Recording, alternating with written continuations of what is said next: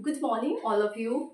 I'm Dr. Surya Shahin, and today I will guide you what is hypothesis and steps in hypothesis formulation. This topic is very important for UGC NET candidates and also for the PhD research scholars who are doing research. They must know what is hypothesis in research. So many times in UGC NET examination, the questions are also asked from this unit, hypothesis. What is hypothesis? Hypothesis is the next step in research after formulation of research problem. Hypothesis is a statement that is tested in the research. Hypothesis is a statement that is tested in the research. It also includes assumption or tentative answer to the research question. A research hypothesis is a hypothesis that is used to test the relationship between two or more variables. मतलब hypothesis एक ऐसे statement होते हैं जिनको research में test किया जाता है. हाइपोथेसिस ऐसे स्टेटमेंट्स होते हैं जिनको रिसर्च में टेस्ट किया जाता है. जब हम हाइपोथेसिस को टेस्ट करते हैं तो उसी के बेस पे या तो हाइपोथेसिस एक्सेप्ट होता है या हाइपोथेसिस रिजेक्ट होता है. हाइपोथेसिस और एजम्पशन की अगर हम बात करें तो हाइपोथेसिस एंड एजम्पशन में फ़र्क होता है. जो हाइपोथेसिस होते हैं उन्हें हम टेस्ट करते हैं, बट जो एजम्पशंस होते हैं उनको हम टेस्ट नहीं करते हैं. अजम्पशन को हम ट्रू और फॉल्स मान लेते हैं, इसलिए हम अजम्पशन को टेस्ट नहीं करते हैं, अजम्पशन को हम रिजेक्ट नहीं करते हैं. So hypothesis is possible answer to the research process. Hypothesis is possible answer to the research process. There can be many hypotheses in a research. Research hypothesis is used to test the relationship between two or more variables. Hypothesis हमारे research process का possible answer होते हैं. Research में hypothesis different variables के दरमियान relationship को establish करते हैं. फॉर एग्जाम्पल अगर हम बात करें, जैसे we know that in research there are dependent and independent variables. Research में डिपेंडेंट और इंडिपेंडेंट वेरिएबल्स होते हैं. वैसे डिपेंडेंट और इंडिपेंडेंट वेरिएबल्स पे ऑलरेडी लेक्चर में बना चुकी हूँ. Okay, so you can get the ideas from there. So let me go ahead. If I take the example, consumption of sugary drinks every day leads to obesity. यह एक statement है. इस statement को हम हाइपोथेसिस मान लेते हैं. यह एक टेस्टेबल स्टेटमेंट है जिसको हम रिसर्च में टेस्ट करेंगे. हमने मान लिया यह स्टेटमेंट है. यह स्टेटमेंट ये कहती है कि सुगरी ड्रिंक्स के रोज कंजम्पशन करने से मोटापा की बीमारी बढ़ती है. तो रिसर्च में जब हम हाइपोथेसिस टेस्टिंग करेंगे तो हम इस स्टेटमेंट को टेस्ट करेंगे. इज दिस स्टेटमेंट ट्रू और फॉल्स? यह स्टेटमेंट सही है या नहीं है. जैसे हमने स्टेटमेंट क्या लिया, consumption of sugary drinks every day leads to obesity. मतलब क्या है, सुगरी ड्रिंक्स के रोज कंजम्पशन करने से मोटापा की बीमारी बढ़ती है. तो इससे हम हाइपोथेसिस टेस्टिंग करेंगे और यह सही है या गलत है, इसका हम हाइपोथेसिस के बेस पे इसको हम टेस्ट करेंगे. Clear? Now this is hypothesis. मतलब हाइपोथेसिस एक ऐसे स्टेटमेंट होते हैं जिसको हम टेस्ट करते हैं. Clear? Now I will guide you what are the steps in hypothesis formulation.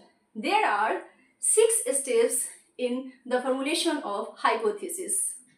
First is identify research problem. In hypothesis formulation, the first step we follow is the study of research problem. Hypothesis formulation में सबसे पहले research problem को briefly study करते हैं कि हमारा research problem क्या है. what are the objectives, what is the research problem, and what are the research questions. Clear? Now, next is literary review. The second step of hypothesis problem is literature review.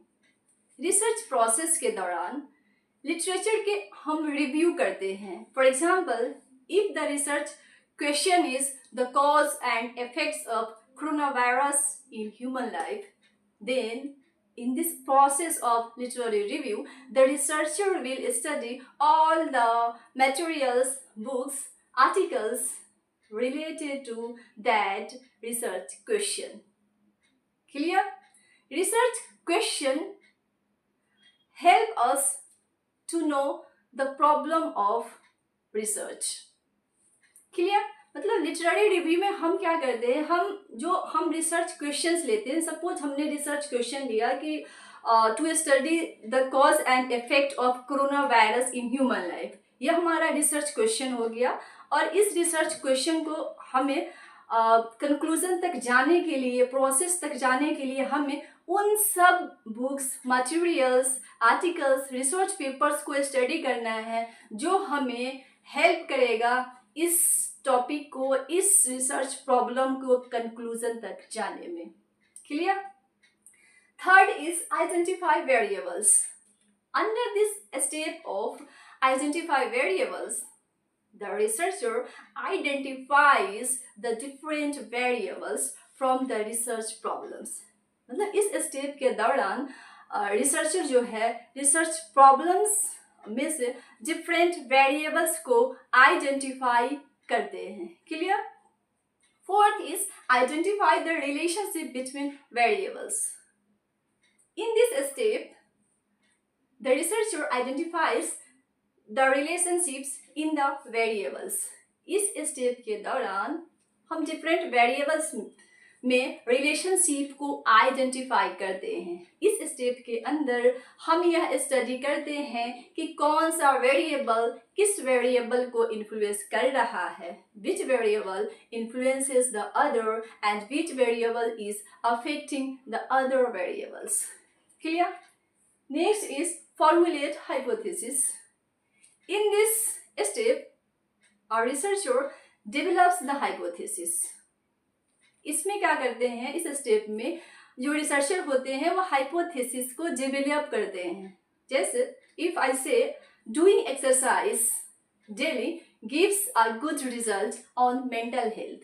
मतलब regular exercise है जो है वह mental effect पे अच्छा असर देता है. तो यहाँ पर क्या करते हैं, ये एक्सरसाइज जो है, डेली एक्सरसाइज का असर मेंटल हेल्थ पे पड़ रहा है. यानी कि आपने एक ऐसे स्टेटमेंट को ले रहे हो जिसमें क्या है, आप हाइपोथेसिस को फॉर्मुलेट करके यहाँ पर क्या कर रहे हो, वहाँ पर डेवलप कर रहे हो. Clear? Next is and last is refine and revise. In this last step the researcher evaluates the hypothesis that the data the researcher collected. From the hypothesis, is it correct or not? Required variables include है या नहीं? Researcher जो research करना चाह रहा है उसका कितना सही रिजल्ट निकला? हाइपोथेसिस को मॉडिफाई करने की रिक्वायरमेंट है या नहीं है? वह सारे पॉइंट्स हम इस स्टेज में आकर देखते हैं, लास्ट में रिफाइन एंड रिवाइज में. सो ये आपका कंक्लूडिंग पार्ट है हाइपोथेसिस फॉर्मुलेशन का. So this is all about what is hypothesis and what are the steps to formulate hypothesis. Okay, thanks for today. We meet in the next class.